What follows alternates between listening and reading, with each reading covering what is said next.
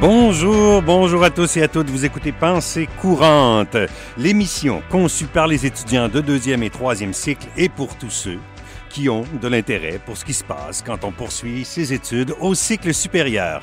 Mon nom est Serge Bonin et exceptionnellement aujourd'hui, nous sommes dans les studios de Chiz. Nous ne sommes pas au Café Foilier puisque l'outil de diffusion mobile est hors service et nous ne pouvons pas être donc, comme à l'habitude, au café. Cependant, l'émission sera tout aussi riche. L'émission est diffusée quand même au café en même temps. Et je vous rappelle que l'allié qui produit cette émission, c'est bien sûr l'Association des étudiants de Laval inscrits aux études supérieures. Nos principaux partenaires pour cette émission, il y a l'Université Laval et l'Association des diplômés de l'Université Laval. On les remercie. Avec nous, pour cette 4e émission, je vous rappelle que nous sommes en ondes le dernier mardi de chaque mois, toujours à la même heure, à 15h. On a aujourd'hui 4 sujets, 4 invités tout aussi stimulants les uns que les autres. On va parler de psychologie sportive en prévision des Jeux de Sochi avec, je vais sortir mon meilleur accent portugais, Guilherme Pineschi, ou quelque chose dans ce style-là. Qui était aux Jeux olympiques de Londres en 2012. On va aborder le sujet de la promotion de la santé après un passage en Thaïlande de Thérèse Hierro Adamou. Avec Anne-Sophie Ruet-Paquette, on abordera la notion de campus de la diversité. L'Université Laval s'affiche officiellement ouverte à toutes les orientations sexuelles et la diversité des genres. Et on parlera de cinéma engagé par le médium du documentaire. Marie-Laurence Rancourt nous présentera la branche lavalloise du cinéma Politica. Bienvenue à tous mes invités et merci d'être avec nous. Petit tour d'horizon de nos activités en commençant. Dès demain, la première conférence de la chaire publique de l'hiver, dans laquelle on parlera des avancées de la médecine concernant les connaissances et les traitements dans les maladies reliées au cerveau.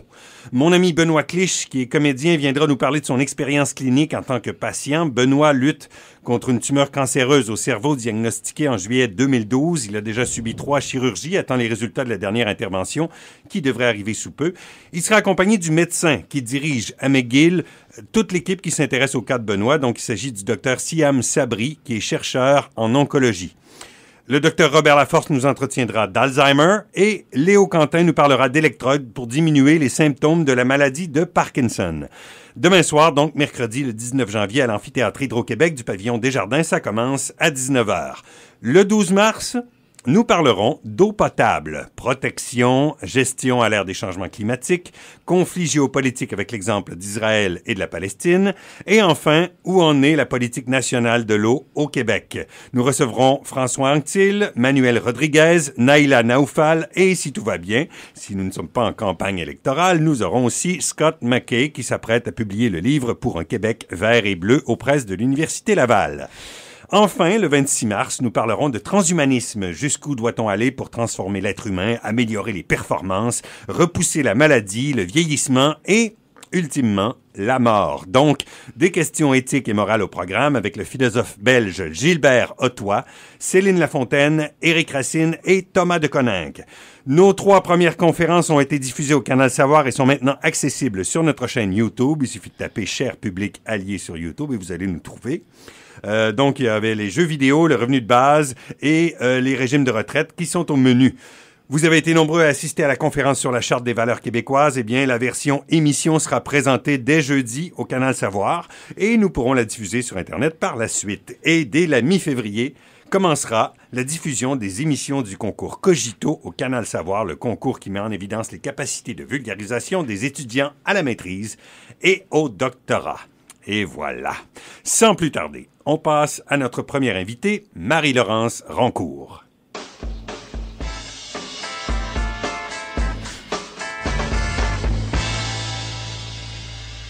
Bonjour Marie-Laurence. Bonjour, merci de m'avoir invité. Mais bienvenue parmi nous. Tout d'abord, on va faire un petit peu ton portrait. Tu étudies en quoi? Quel est ton sujet de recherche? Oui, je suis étudiante à la maîtrise en sociologie ici à l'Université Laval et je m'intéresse à Desjardins, donc au mouvement Desjardins. Uh-huh.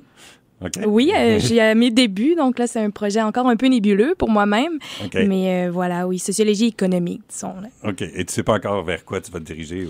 Dans l'après ou pour le projet? Pour le projet comme tel. Pour le projet en tant que tel, j'ai une petite idée, là, mais là, je vais garder un peu de mystère. C'est encore un peu flou. Ouais. Tu es ici pour nous parler de cinéma Politica. Qu'est-ce que c'est, le Cinéma Politica? Cinéma Politica, en fait, c'est une organisation qui a vu le jour à Concordia, à Montréal, il y a déjà 10 ans de ça.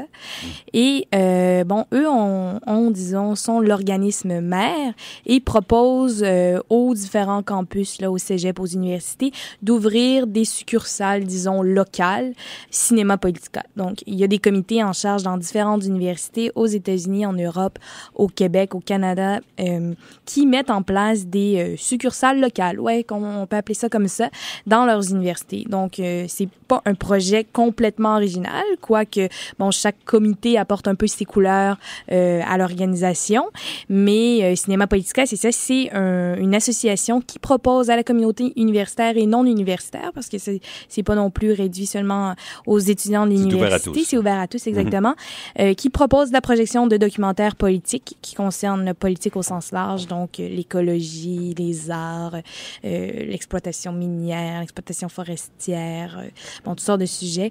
Et puis, voilà, c'est les lundis soirs, à peu près un lundi soir sur deux. Okay. Et ce qui est particulier, c'est vous faites venir des experts. Je crois qu'il y a une discussion qui s'ensuit. C'est pas seulement la projection en groupe. Oui, on parle de ciné-conférence. Donc, d'abord, projection du film dès 19h, du documentaire, suivi d'une intervention. Je dirais que les gens qu'on invite, on préfère les appeler des animateurs, puisqu'ils sont là vraiment pour stimuler les réflexions des gens qui sont présents.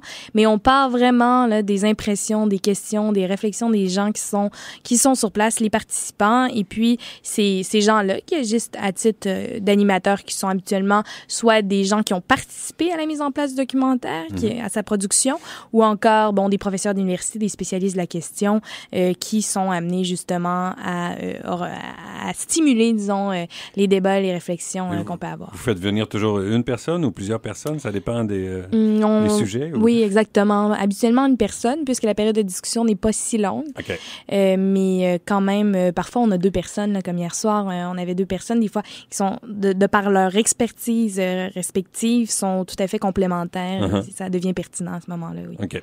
D'où est venue cette idée-là? Où est-ce que tu as découvert le Cinéma Politica, puis pourquoi tu as eu envie de l'amener ici à l'Université Laval? Cinéma Politica, j'ai découvert ça par le biais du net. Donc, je sais pas, un beau hasard, disons. Et puis, je me suis intéressée à la branche de Concordia. On m'a dit, écoute, ça attire du monde. Il y a 300 personnes par soir. Il y a plusieurs intervenants sur scène. C'est absolument incroyable de voir les gens, à quel point les gens s'engagent. Et puis, je trouvais que c'était un médium assez fabuleux, le documentaire, parce qu'on parle pas... Moi, j'avais, disons, deux ambitions majeures. Je trouvais qu'il y avait un manque certain au niveau du campus universitaire, au niveau même de la Ville de Québec, de la projection documentaire. Il y en a très peu. Puis, je trouvais que le concept était tout à fait original du fait de recevoir un invité par la suite pour en discuter. Donc, c'est pas comme quand tu trouves toi-même un documentaire sur le net et que tu l'écoutes seul, parce que là, il y a un espace ensuite pour s'engager, pour prendre parole. Donc, il y avait ça aussi dans mon envie là, d'ouvrir une succursale Cinéma Politica, d'inviter les gens à la curiosité et à s'engager. Là. Est-ce qu'il y a des étudiants de l'Université Laval qui en font du film documentaire? Oui, il y a un petit certificat en cinéma, mais c'est pas excessivement développé comme d'autres campus où il y a vraiment... Là, le certificat en cinéma n'est pas axé spécifiquement sur le documentaire, mais est-ce que toi, tu connais, par exemple... Oui. Il reste qu'il y a des artisans, disons, du documentaire dans la Ville de Québec et puis dans la communauté universitaire restent, disons, peut-être des résistants. On peut presque les appeler comme ça parce que c'est clair qu'aujourd'hui, produire des documentaires avec les coûts que ça peut impliquer et les coupures continuelles dans les subventions qui vont à la culture et aux arts en général, c'est pas évident aujourd'hui de produire des documentaires. Par contre, il y a des gens qui continuent d'en faire, qui font des fois avec disons, des moyens de moins grande ampleur, des moyens réduits. Mais quand même, oui, on en a reçu, là, Playa Colonial, c'est deux gars de Québec, Québécoisie qui vient de sortir. On l'a pas projeté, mais on a projeté un de leurs films au tout début. Donc, c'est un couple de Québec. Donc, il y a des gens là, qui continuent de produire des trucs super bien. Puis est-ce qu'éventuellement, je ne sais pas exactement comment fonctionne l'organisme comme tel, mais est-ce qu'éventuellement, il pourrait y avoir un volet, aller chercher du financement pour partir une petite cellule qui pourrait en produire du cinéma documentaire étudiant? C'est novateur, c'est audacieux. On est vraiment dans l'audace ici. Nous, on est encore très dans un horizon, disons, à plus court terme. Mais il y a toutes sortes de bonnes idées qui peuvent naître. On est très ouvert aux collaborations collaboration aussi. Donc, je sais pas, moi, s'il y avait un intérêt véritable de la part d'étudiants qui disent, ben nous, on a produit quelque chose. C'est même un court-métrage. On a déjà fait ça, avant de passer le documentaire, passer un court-métrage, parce que c'est aussi le but de Cinéma Politica. En fait, je pourrais même dire que c'est son premier mandat. C'est vraiment d'encourager les réalisateurs indépendants. Mais c'est plutôt difficile pour la succursale qu'on a à Québec, puisque la plupart sont soit à Montréal, soit aux quatre coins du monde. Donc là, d'inviter les réalisateurs, des gens qui ont travaillé sur le projet, ça devient très difficile. Par contre, ça reste un mandat de Cinéma Politica. Donc nous, on serait tout simplement très fiers de pouvoir avoir des gens de Québec qui ont produit des trucs super bien, courts-métrages, longs-métrages, documentaires, et de les intégrer à notre programmation finalement. Les gens qui sont à la tête de ça, Cinéma Politica ici, est-ce qu'ils sont à temps partiel? Je présume vous n'êtes pas rémunérés pour faire ça? Ou... Non, c'est une association au même titre que l'ensemble des associations qu'il y a sur le campus universitaire. Donc, on est bénévole, mais on est je pourrais dire que j'ai une super équipe parce que c'est très solide. La même équipe depuis le départ du projet. Okay. Des gens qui sont extrêmement engagés et impliqués, ce qui assure vraiment le bon roulement de l'association. Et puis, voilà, non, on n'est pas rémunérés, mais chacun a des tâches attitrées et puis on fonctionne très bien comme ça. OK. Et comment ça fonctionne pour les films comme tels? Parce que j'imagine qu'il y a des droits à payer. Vous devez chercher du financement. Comment ça fonctionne? Oui, on a un membership à payer, donc pour avoir accès à la banque de plus de 600 titres à laquelle nous donne accès Cinéma Politica. Donc nous, on pas mal de films et on rajoute continuellement. Et nous, on s'occupe là, d'établir une programmation, donc on fait une sélection parmi ces titres-là. Et oui, on a différentes façons là, d'aller chercher du financement puisque c'est gratuit de venir assister aux projections de Cinéma Politica.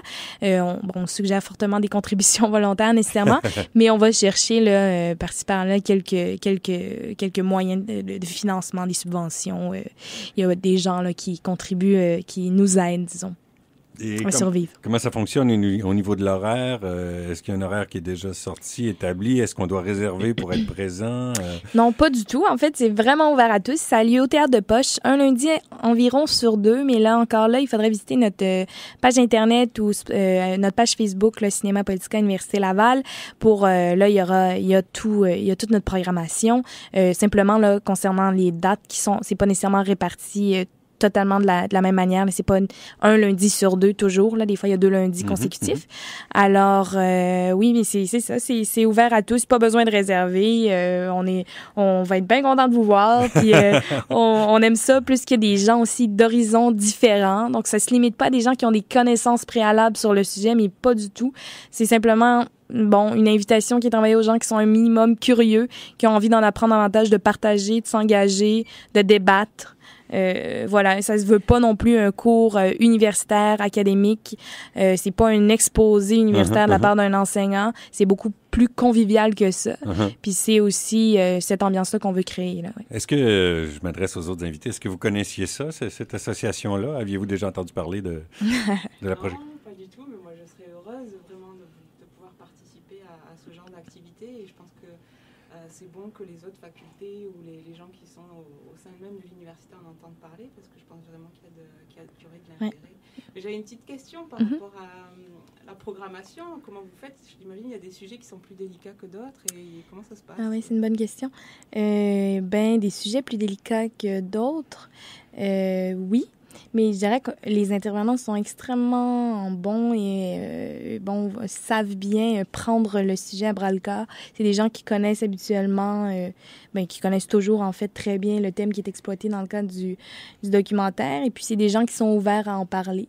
On avait projeté un film sur l'homosexualité dans le monde musulman et on avait reçu à ce moment-là, le nom m'échappe, là, Mohamed quelque chose, mais ça ne dira rien à personne. Il y en a beaucoup. Il y en a beaucoup. Mohamed Ali, c'est ça.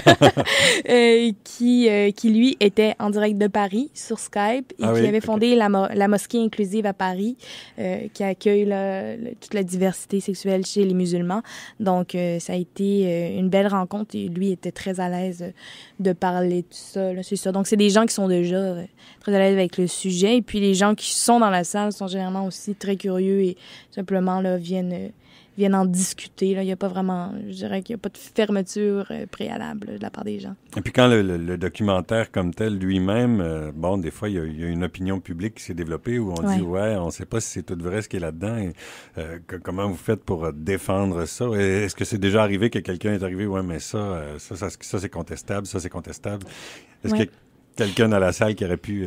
Tout à fait. En fait, les documentaires, ça a toujours une bonne part de subjectivité. Donc ça, je pense que les gens en demeurent conscients. Et c'est ce qui fait aussi le charme, disons, du documentaire, contrairement peut-être à un exposé théorique qui peut être tout aussi charmant. C'est pas la question, mais le documentaire vient chercher une fibre quand même émotive là, chez les gens, ce qui fait que je trouve que ça s'adresse à un très large public. On n'est pas très rébarbatif à l'idée d'aller écouter un documentaire. Et pourtant, on capte énormément d'informations qu'on doit également traiter. C'est clair qu'on ne doit pas gober l'ensemble de l'information. Bon, il y a un regard derrière la caméra, il y a une vision, donc il faut en demeurer conscient. Mais oui, c'est arrivé qu'on remette en question, disons, l'approche du réalisateur d'un sujet en particulier. Puis la discussion a été tout à fait intéressante et pertinente. Et on en est venu à tirer des conclusions qui étaient complètement extérieures au documentaire, mais qui éclairaient sous un autre angle la thématique abordée. Comment vous faites pour déterminer la programmation? Il y a un comité? Est-ce que le grand public peut proposer des films à Cinéma Politica? Oui, ça serait le fun de recevoir plus de propositions. Oui, c'est le comité qui se réunit là, puis qui établit une programmation. Par contre, là, on avait ouvert un sondage aux gens qui étaient sur notre liste d'envoi. Les gens étaient amenés à voter ou qui étaient sur notre page Facebook, amenés à voter. On avait déjà fait une présélection parce que là, parmi 600 titres, quand même, ça prend du temps à faire le ménage. Donc là, on avait invité les gens à venir voter. Donc, il y en a qui l'ont fait. Mais on reçoit, oui, quelquefois des gens qui proposent des documentaires. Par contre, il faut savoir qu'acheter les droits sur un documentaire, parfois, c'est long et compliqué.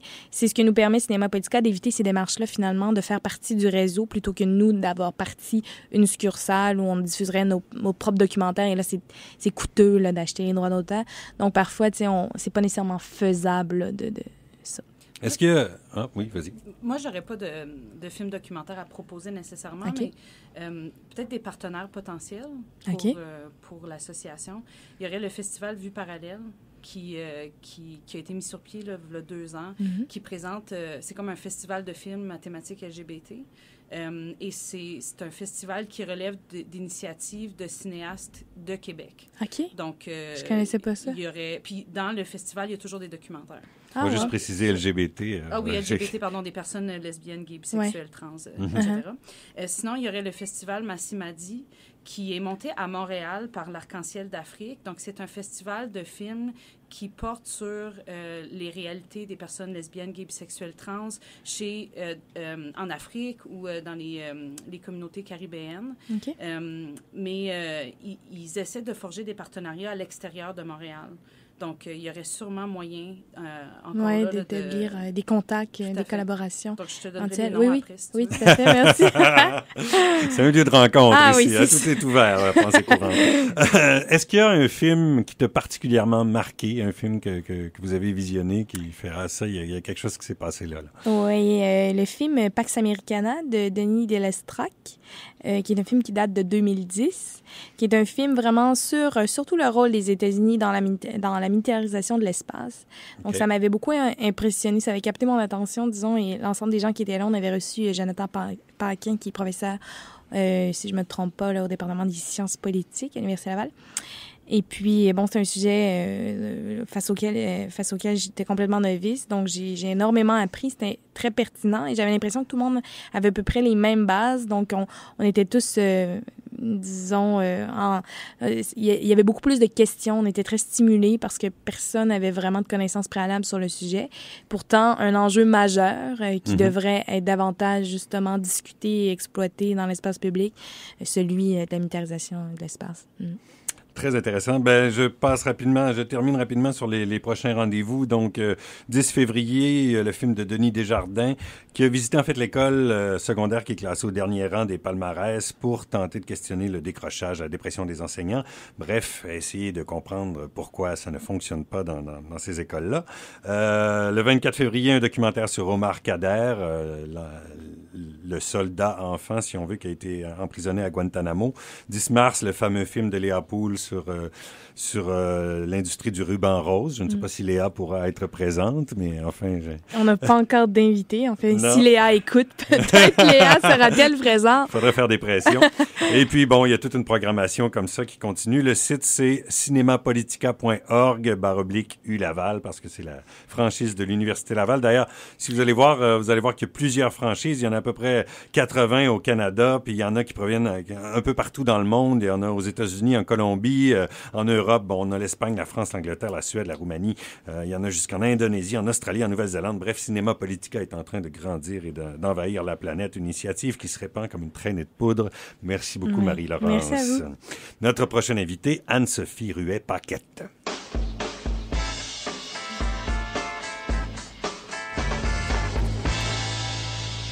Bonjour Anne-Sophie. Bonjour. Tu fais ton doctorat, toi, en service social, en éducation. Tu t'intéresses à quoi particulièrement? Je m'intéresse aux répercussions identitaires, donc c'est-à-dire aux répercussions sur le plan du sentiment d'appartenance, de sécurité et de confiance, chez des femmes qui ont éprouvé du harcèlement en lien au genre ou à l'orientation sexuelle pendant au moins 1 an en contexte scolaire franco-ontarien.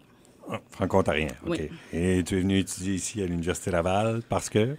Parce que pour diversifier mon parcours universitaire, pour bénéficier de ressources documentaires, de ressources humaines, autres, parce que la majorité de mon parcours s'est fait sur le campus de l'Université d'Ottawa. En fait, l'ensemble de mon parcours jusqu'à maintenant. Et là, tes entrevues et tout ça, tu vas faire ça à Ottawa? Ça va se faire à Ottawa. C'est plus facile de trouver des Franco-ontariens à Ottawa qu'à Québec. C'est de prendre l'accent à Ottawa.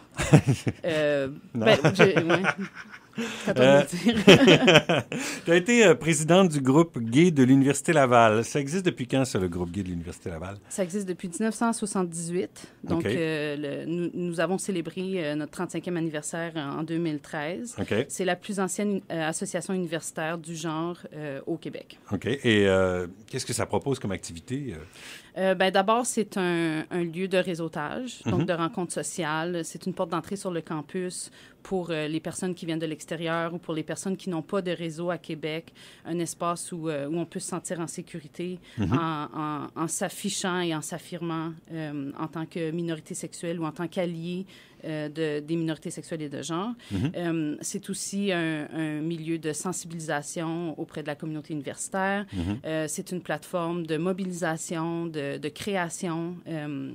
Donc, on a plusieurs projets qui sont à l'image de tous ces volets, de tous ces axes-là. OK. J'imagine qu'il y a différents partenaires pour organiser les activités. Oui, en fait, déjà, on a des partenaires à la fois sur le campus et au sein de la communauté. Donc, sur le campus, on travaille notamment avec Pharmacie, avec Sexpert, pour quand on veut organiser des conférences sur la santé sexuelle des minorités sexuelles et de genre, ou pour sensibiliser les étudiants en médecine ou en pharmacie. On a déjà créé des partenariats avec UMC Laval, par exemple. Le BVE nous soutient souvent dans nos démarches. Puis en ce qui a trait à la communauté plus large, bon, bien sûr, il y a la communauté des personnes lesbiennes, gays, bisexuelles, trans à Québec, donc GLBT Québec, le GRI Québec, le GRI Chaudière-Appalaches, le MIELS Québec, qui sont des organismes qui travaillent de près avec les gens de la communauté ou pour sensibiliser les personnes à l'extérieur de la communauté. Et également des partenariats avec des associations ou des organismes de Montréal. Donc, c'est quand même un réseau qui se tient, qui est solidaire là, d'une association, d'un organisme à l'autre, que ce soit à Québec ou à Montréal. Chaque année, il y a une fête. Qu'est-ce que c'est, cette fête-là? Oui, en fait, c'est depuis les dernières années, on appelle ça la fête de la diversité sexuelle et de genre.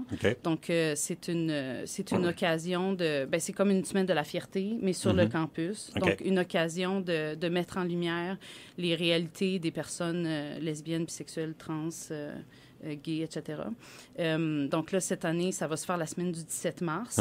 Normalement, il y a un colloque. Il va y avoir d'autres conférences, quelques activités sociales, un spectacle bénéfice, probablement la fin de semaine précédente. Le thème de la fête cette année, donc on s'est inspiré du milieu universitaire, puis aussi on s'est demandé qu'est-ce qui fait en sorte que ce sont toujours les mêmes personnes qu'on voit aux conférences, aux activités.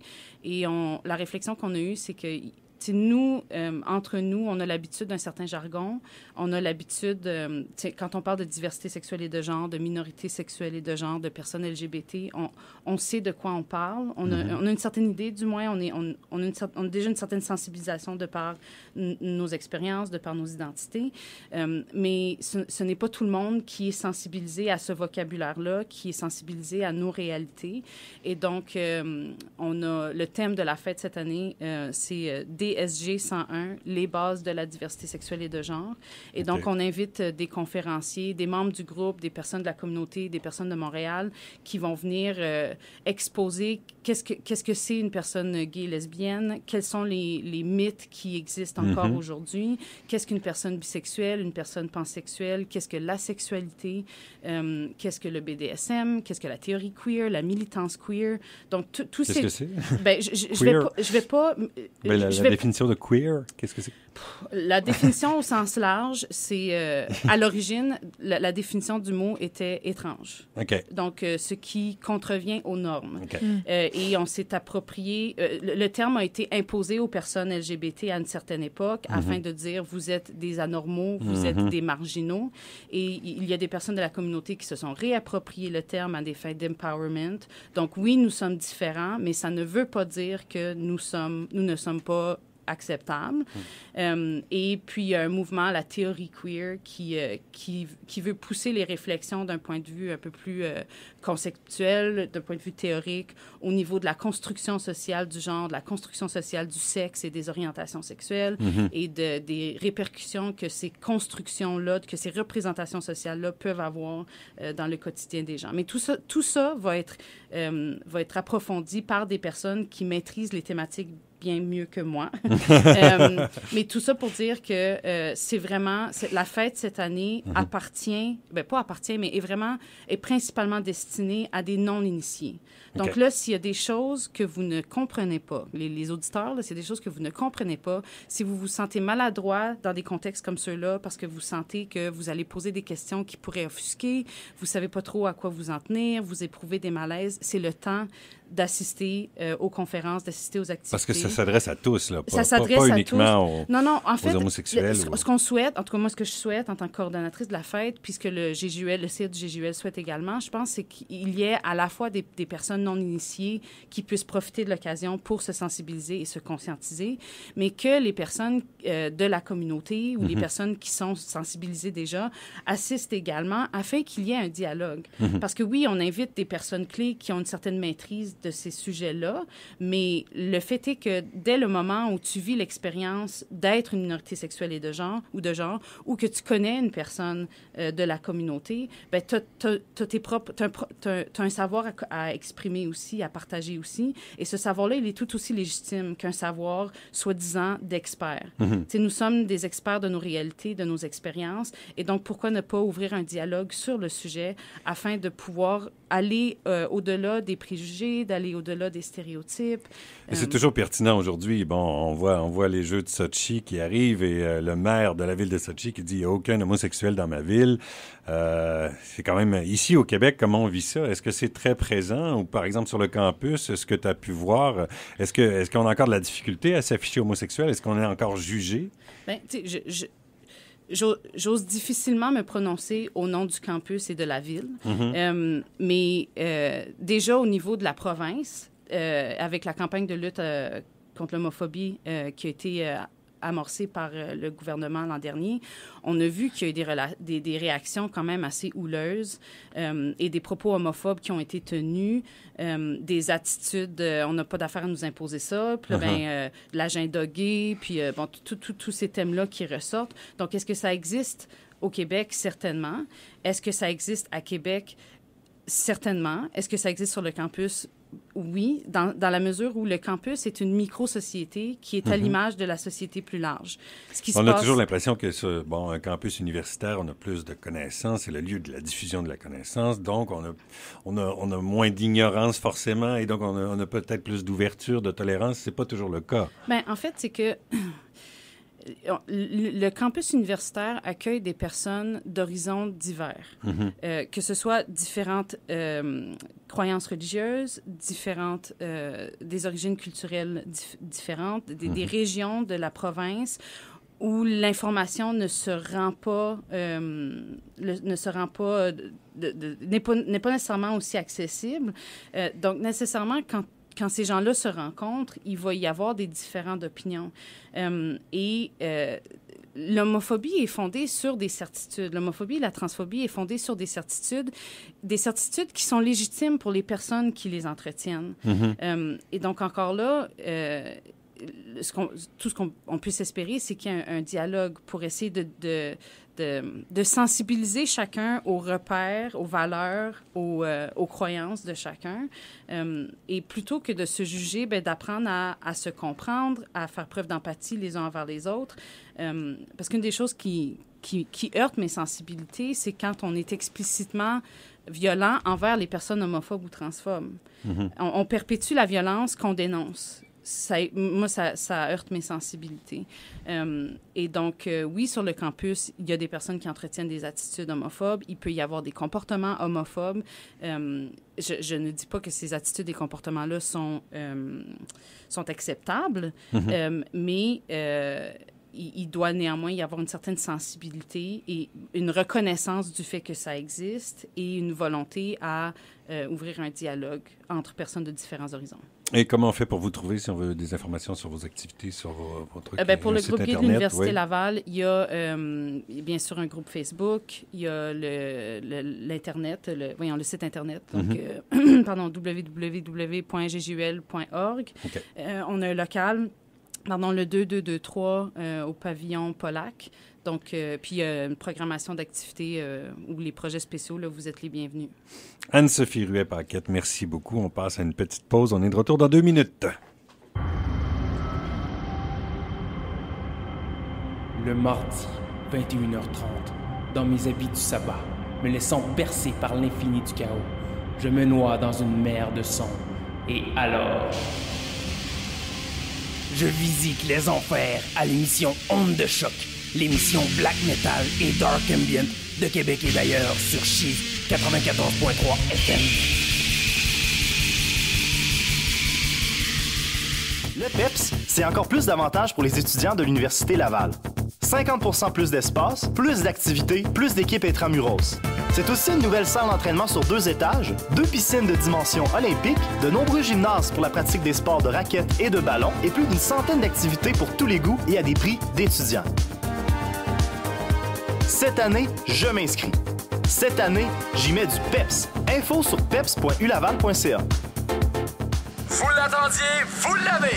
Chiz 94.3 FM a maintenant son application pour iPhone. Trouvez-la sur votre App Store Apple au moyen du mot-clé Chiz. CHYZ. En continuel développement, cette application vous permet d'écouter Chiz 94.3 où que vous soyez dans le monde. Bientôt disponible pour Android. L'application iPhone de Chiz 94.3 FM reste connectée à ta radio.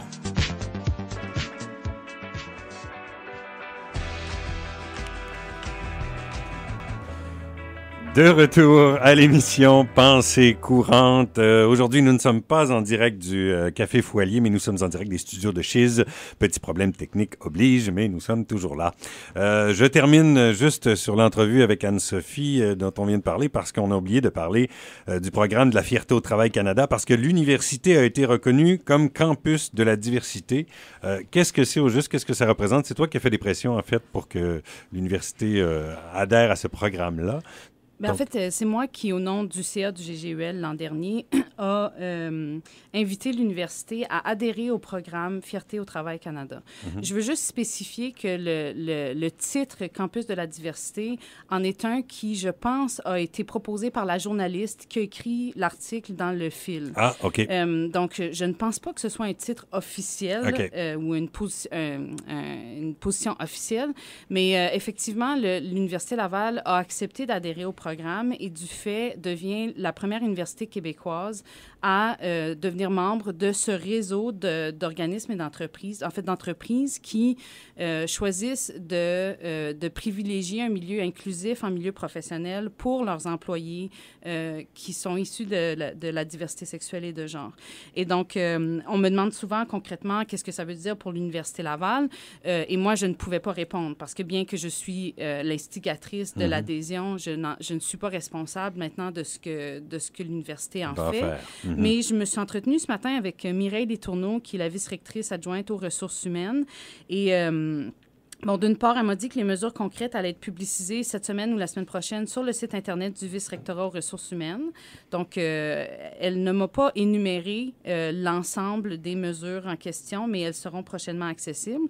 Par contre, elle m'a rappelé que l'université déjà avait mis sur pied un centre d'intervention en matière de harcèlement et un bureau de l'Ombudsman qui existe déjà depuis longtemps pour assurer que personne ne subisse la discrimination sur le campus dans l'exercice de son travail ni dans le contexte de ses études. Il y a aussi des conventions collectives qui sont très sensibilisées aux partenaires de même sexe. Les employés ont accès à des conseillers en relations de travail et en ressources humaines qui sont sensibilisés à la diversité sexuelle et de genre. Donc, si jamais il y a un conflit en vertu de l'orientation sexuelle ou de l'identité sexuelle ou de genre, les employés ont des ressources. Donc, il y a quand même toute une série oui, tout à fait. d'initiatives qui sont mises en place. Puis, il y a une discussion qui a été entamée avec Josée Laprade, qui est directrice du Centre d'intervention en matière de harcèlement, et avec Mme Chamberlain. Il va y avoir des initiatives de sensibilisation à l'automne dans le cadre de la semaine de sensibilisation au harcèlement et aussi une ouverture à évaluer les besoins des personnes LGBT de la communauté universitaire.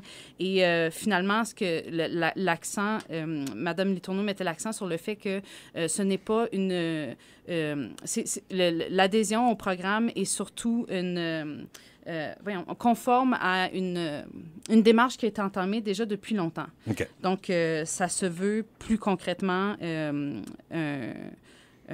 ça s'inscrit dans la continuité. Oui, c'est ça. Donc, c'est pas tant une nouveauté, mais plus une réaffirmation de ce qui existait déjà. Merci beaucoup. Voilà. Merci, Anne-Sophie. Prochaine invitée, on passe avec Thérèse Hierro-Adamou.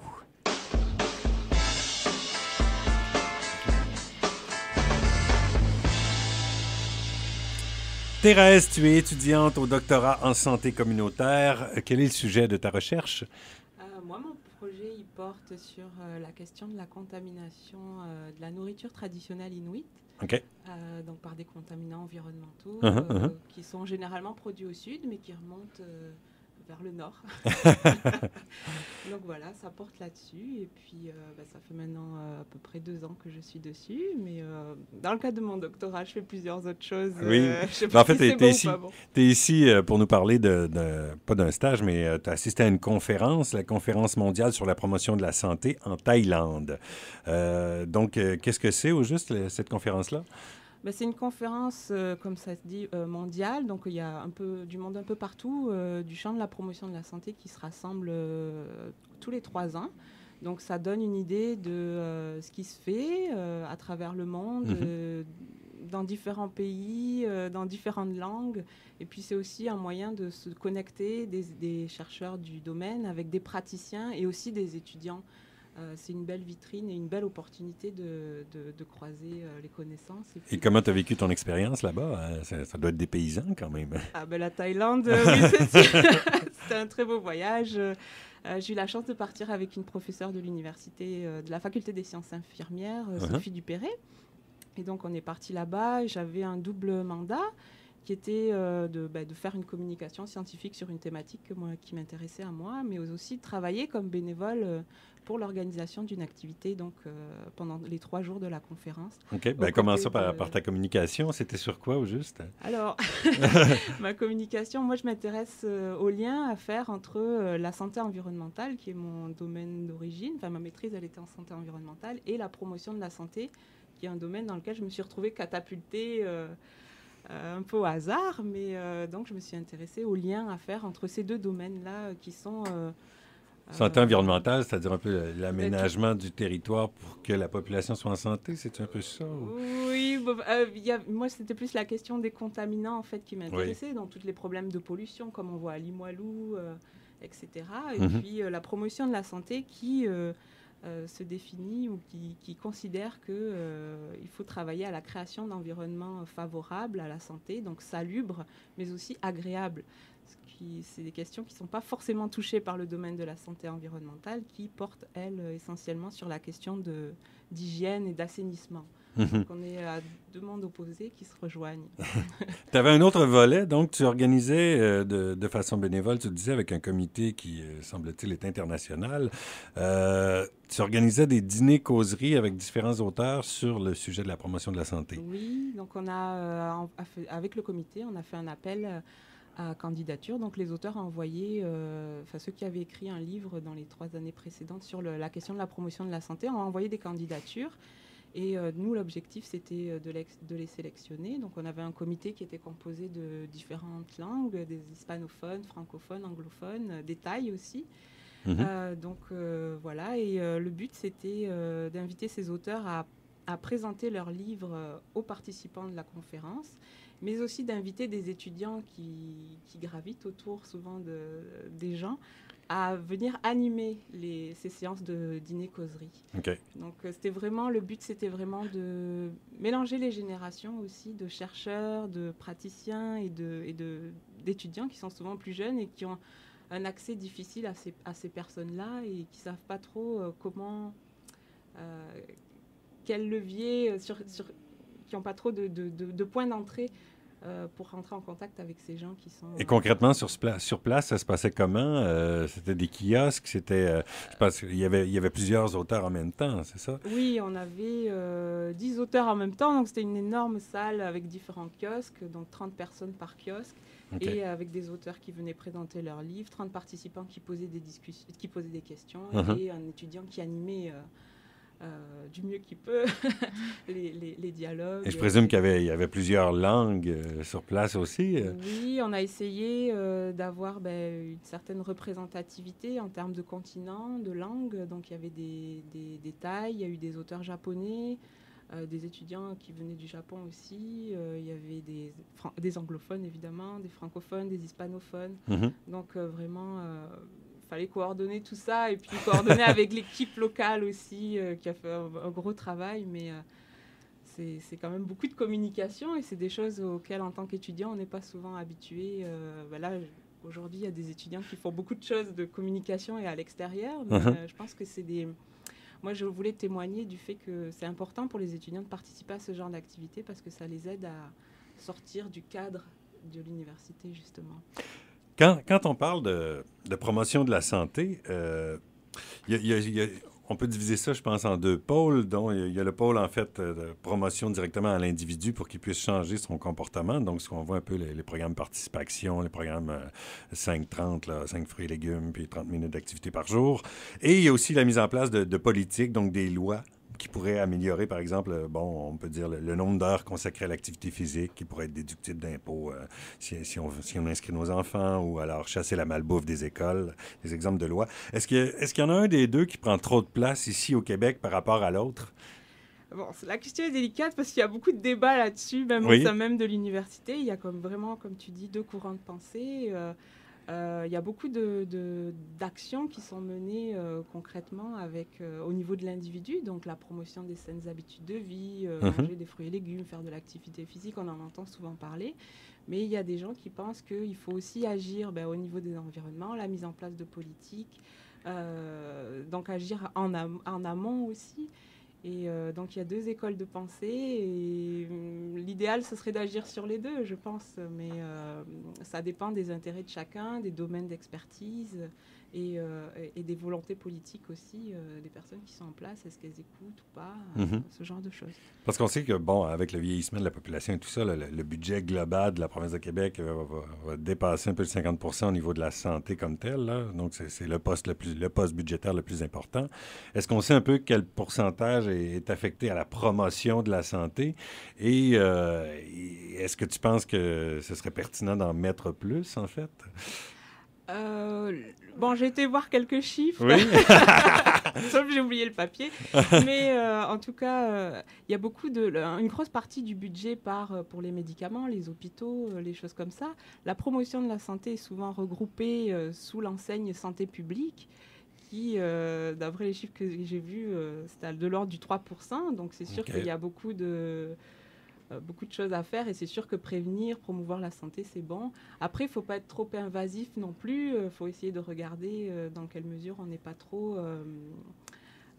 en train de balancer des messages aux gens qui, dans leur quotidien, c'est pas forcément ce qu'ils ont envie de faire. Ils ont la liberté aussi d'agir comme ils le souhaitent et comme il le semble bon pour eux et pas forcément du côté de la santé publique et des recommandations de santé publique ou de promotion de la santé. Marie-Laurence, est-ce que tu penses qu'il y a des documentaires qui ont été faits sur ce sujet-là, la promotion de la santé dans un pays ou un autre? Qui ont été faits certainement. Je pense qu'il doit en avoir même dans la bande de cinéma Politica, mais c'est pas quelque chose, par contre, qu'on a abordé là, dans le cadre de nos projections là, antérieures. Il faut glisser ça dans les cartons pour l'avenir. Oui, là, c'est ça, la question de la santé. Il va falloir inviter Thérèse. Qui va... monter un film. Oui, c'est ou encore en faire un, oui. Oui, c'est ça. Est-ce qu'il y a des pays dont on peut s'inspirer, des pays où la santé des gens en général est meilleure qu'ailleurs? Est-ce qu'on peut dire que la prévention fonctionne à certains endroits? Je pense qu'il y a beaucoup de pays qui sont pas dans la prévention vraiment, mais dans le curatif en fait. On veut soigner avant tout plutôt que de prévenir. Après, je pense qu'il y a des pays qui sont peut-être avant-gardistes sur certains points. Je pense par exemple aux États-Unis qui sont souvent critiqués, mais qui par exemple appliquent le principe de précaution par rapport à la quantité de pesticides dans l'alimentation. Donc là, ils sont un peu avant-gardistes par rapport à des pays européens par exemple, ou l'Union européenne qui est plus avant-gardiste sur les OGM, etc., ou plus protectionniste.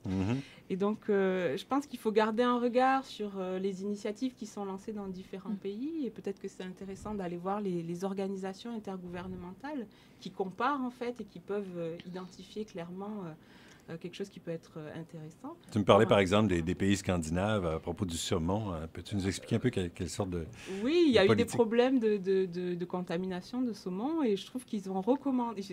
Moi, je trouve ça marquant comme élément parce qu'ils ont recommandé, par exemple, aux femmes enceintes de ne plus manger de poisson qu'ils produisent eux-mêmes. Donc, c'est vraiment aller de l'avant en termes d'initiative ou se tirer une balle dans le pied, là, ça dépend comment on le voit.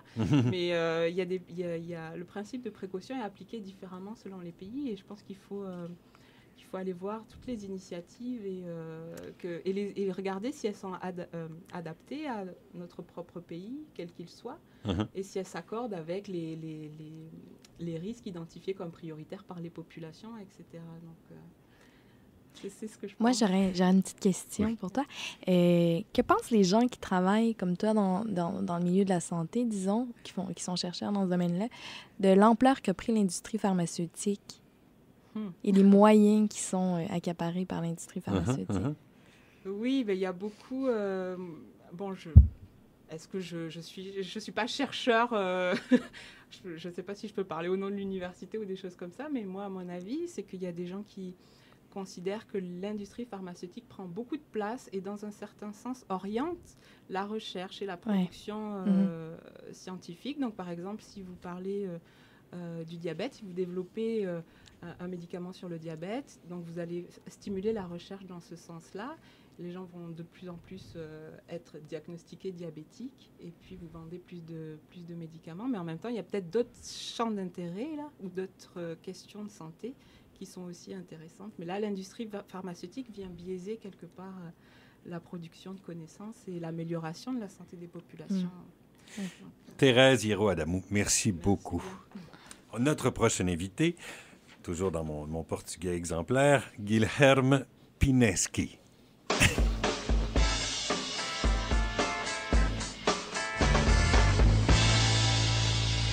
Bonjour Guilherme. Excuse-moi si je massacre un peu, j'essaie de ne pas trop l'escamoter, mais tu me dis si je m'en tire bien. Bonjour, merci de m'avoir invité. Ton portugais est excellent. Ah, ben merci. Formidable. On plonge dans le monde du sport, en prévision un peu des Jeux olympiques de Sochi, c'est dans le thème. Tu es étudiant au doctorat en psychologie sportive. Toi, tu viens du Brésil, tu as étudié aussi en France. Pourquoi tu viens faire ton doctorat ici au Québec? En réalité, c'est un doctorat en psychologie clinique. Clinique. Donc, ça me permet d'élargir les connaissances dans le domaine clinique, de rencontrer d'autres patients que les sportifs, et tout en faisant ma recherche dans les domaines, dans les milieux sportifs. Donc, c'est juste...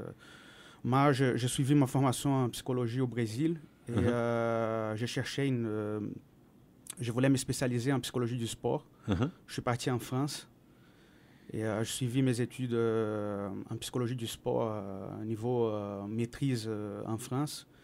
Et j'ai travaillé dans les sports de haut niveau. Après, je suis rentré au Brésil. Et à ce moment-là, je travaillais auprès du comité olympique pendant 5 ans. Et à un moment donné, moi, le doctorat il est devenu pour moi impératif. Je voulais approfondir mes connaissances cliniques. Et Québec s'est montré vraiment une possibilité très intéressante de concilier connaissances cliniques en psychologie et un sport, un niveau de sport très, très développé. OK. Toi, tu as travaillé avec des athlètes en France, au Brésil. Est-ce que tu as senti une différence générale au niveau de la mentalité entre les deux pays par rapport, bon, par exemple, aux psychologues sportifs? Est-ce que c'est plus considéré d'un côté que de l'autre? Est-ce qu'il y a une vision différente? Comment tu as senti la différence? Oui, tout à fait. Pas forcément au niveau des ressources, mais des ressources financières. Mais au niveau de l'organisation, ça c'est clair. Et surtout aussi concernant tout ce qui est protection de la santé, du bien-être du sportif. OK. Donc, c'est quoi les grandes différences? Au niveau de la France, c'est très, ils font très attention au dopage. Donc, à la fois les contrôles, la répression, mais aussi au niveau protection.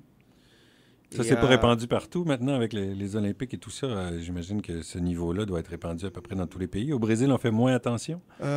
Plutôt de la répression, mais il ne faut pas oublier tous les côtés aussi de la prévention. Donc ça en France, quand même quelques marches avant. Et au niveau de la psychologie, ce qui est particulier, c'est qu'il y a un décret qui prévoit des bilans psychologiques réguliers pour les sportifs de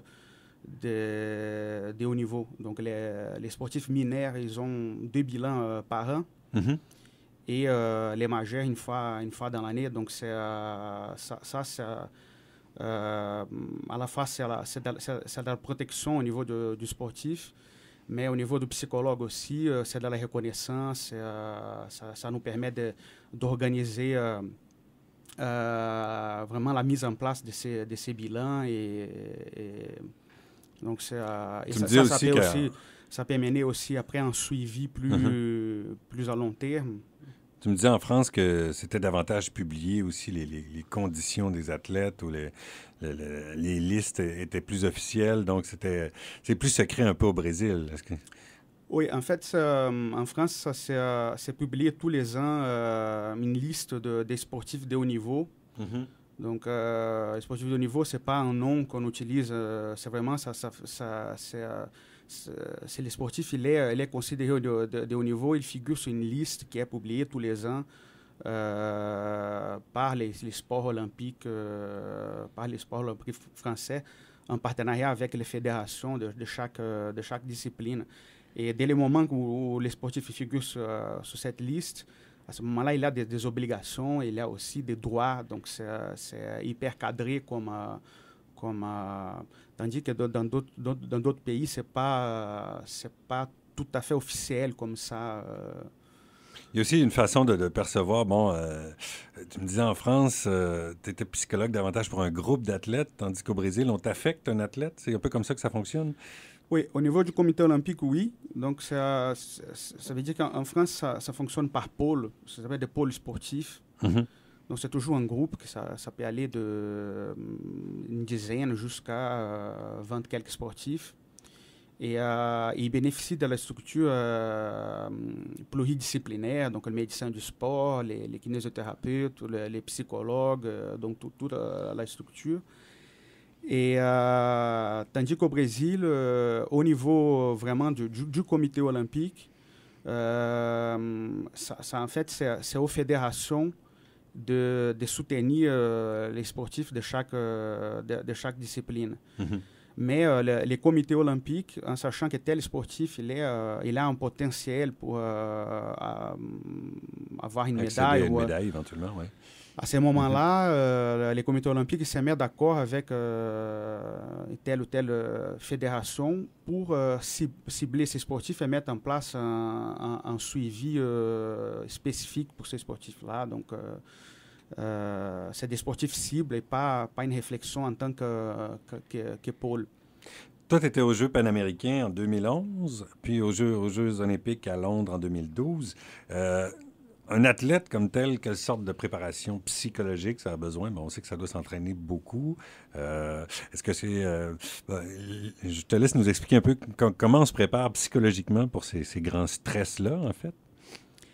Il y a deux types de travail psychologique qu'on peut faire avec les sportifs. C'est une partie qui est axée sur le bien-être. Donc, la première chose à penser, c'est le bien-être. Est-ce que ça va bien au niveau de la famille? Est-ce que ça va bien au niveau des relations? Est-ce que ça va bien au niveau sportif, personnel? Donc, la première chose, c'est le bien-être. S'il y a des problèmes majeurs dans ce domaine-là, on va mettre en place des outils psychologiques. Donc, c'est de la psychologie clinique appliquée dans le domaine sportif. Si tout va bien, donc il faut qu'on s'assure que tout va bien, on peut se concentrer sur la performance sportive. Et à ce moment-là, il y a un paquet de techniques, qu'on appelle des techniques d'entraînement mental. Ça veut dire des techniques de concentration, de relaxation, de visualisation. Ça fonctionne pour tout le monde, ça, la visualisation? On entend beaucoup parler. Est-ce que tous les athlètes le font? Il y a une grosse partie des sportifs qui le font intuitivement. Et il y a d'autres qui, qu'au contraire, ils vont avoir besoin d'un support, de quelqu'un les aide parce qu'en fait, la réflexion au niveau de l'entraînement mental, c'est que ça marche comme l'acquisition des habiletés motrices. Donc, pour apprendre un geste sportif, on l'apprend très lentement. Après, on va répéter, on va automatiser, on va opérationnaliser. Et dans un troisième temps, on va pouvoir l'appliquer en situation en contexte de compétition. Et l'entraînement mental, ça marche comme ça. Donc, il faut apprendre, par exemple, une technique de concentration ou une technique de relaxation. Il n'y a pas une seule technique, il faut identifier celle qui marche le mieux. Après, la répéter, automatiser, intégrer à la routine d'entraînement, la routine de compétition pour, dans un troisième temps, pouvoir appliquer dans les Jeux olympiques, par exemple. Est-ce que ton travail est le même, peu importe le sport? Non, il y a une grosse adaptation au sportif, à la personnalité du sportif. Donc, pour cela, il faut une bonne évaluation du sportif. Il faut bien connaître les sportifs. Il faut que les sportifs aussi, ils nous connaissent bien, qu'ils connaissent bien les psychologues. On parle de la personnalité de l'athlète. La personnalité de l'athlète. Est-ce que le sport forme une personnalité particulière aussi, dépendant de quelqu'un qui joue au golf versus quelqu'un qui est au hockey ou... Je pense que c'est une action réciproque, donc ça veut dire que une certaine discipline, elle peut renforcer certains traits du sportif, mais il y a aussi une partie qui est au niveau des préférences, au niveau des traits de personnalité qui est biologique ou qui est acquis au niveau culturel. Donc c'est les deux choses. Donc voilà, nous, il faut qu'on connaisse bien les sportifs et il faut qu'on s'approprie aussi de la discipline, quelles sont les particularités, quelles sont les exigences que telle ou telle discipline. Par exemple, les golf, c'est une activité qui est saccadée, où il y a des pauses Donc, il faut se reconcentrer à chaque fois avant les nouveaux... À chaque coup. Voilà, à chaque coup. Est-ce que tu es sportif toi-même? Est-ce que tu as un sport de prédilection? J'ai déjà pratiqué. Moi, là, à ce moment-là, je suis un peu déficitaire dans ce domaine. Non, mais j'ai déjà pratiqué pas mal de... Tu n'as pas trouvé ton équipe au Québec? Pas encore. Peut-être le hockey à un moment donné. On va trouver le moyen de t'inviter. Merci beaucoup, Guilherme. Quelque chose. Guilherme. Merci. Merci. Alors voilà, c'est ainsi que s'achève notre émission du mois de janvier. Nous avons exploré la psychologie sportive, nous avons parlé de promotion de la santé, de campus de la diversité qui se veut ouvert aux orientations sexuelles et à la diversité des genres, et nous avons fait la promotion du cinéma documentaire engagé. Merci beaucoup à tous nos invités, Marie-Laurence Rancourt et Cinéma Politica, Anne-Sophie Ruet-Paquette, Thérèse Hierro-Adamou et Guilherme Pineski. Je le dis souvent quand même. Merci également à nos partenaires qui rendent nos activités possibles. Pour l'émission de radio de l'Université Laval, bien sûr, soit le vice-rectorat exécutif, vice-rectorat recherche et création, vice-rectorat aux études et activités internationales, l'Association des diplômés, mais aussi Impact Campus, CHIZ, bien sûr, les presses de l'Université Laval, la bibliothèque, le service de placement, le service des résidences, les syndicats des professeurs. Et pour les facultés, études supérieures et postdoctorales, droit, foresterie, géographie, géomatique, médecine, sciences de l'administration, sciences sociales et musique et philosophie. Je vous rappelle, les prochaines conférences de la chaire publique, demain soir, 29 janvier, médecine du cerveau, 12 mars, eau potable, 26 mars, transhumanisme. Ça se déroule toujours à 19h au pavillon des Jardins. C'était Pensée courante, émission réalisée par l'Allier. Mon nom est Serge Bonin. Je vous donne rendez-vous le dernier mardi du prochain mois, le 25 février, même heure, même poste, pour une autre